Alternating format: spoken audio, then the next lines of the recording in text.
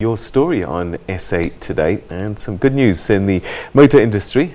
There will be 1,200 job opportunities in the sector.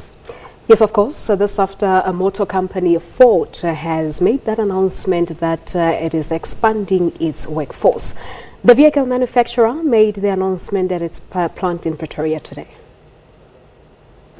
American car manufacturer Ford Motors has invested 3 billion rand into a South African operation. This is in the interest of gearing up the company's facility to meet rising global demand. Operations Vice President Ockett Barry said the global demand for its Ford Ranger is an opportunity to create employment. The motor vehicle manufacturer will add over 1,000 jobs come August when it adds an extra shift in its Pretoria and Port Elizabeth operation. Although the global demand for Ford vehicles has been rising, Barry said the local demand is stagnant. He says this could be due to the low growth economic climate. We see it being almost stagnant in the South African market, but I think it's maybe the economic, where we are in the economy within the country. But within Europe, yes, if I look at what I have in the schedule to build for the remainder of the year, I still have a waiting list for customers in Europe.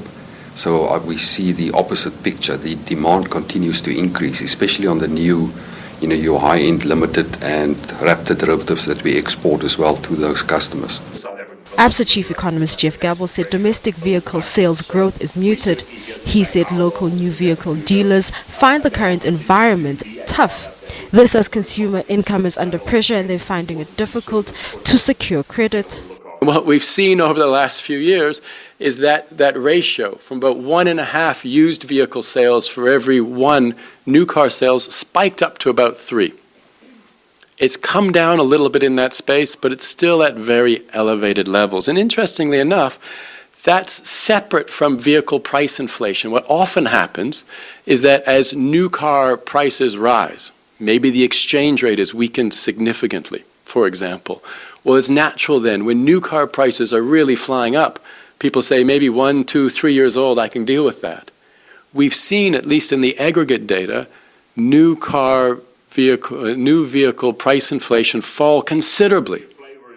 Gabel said only 550,000 vehicles are sold in the country a year.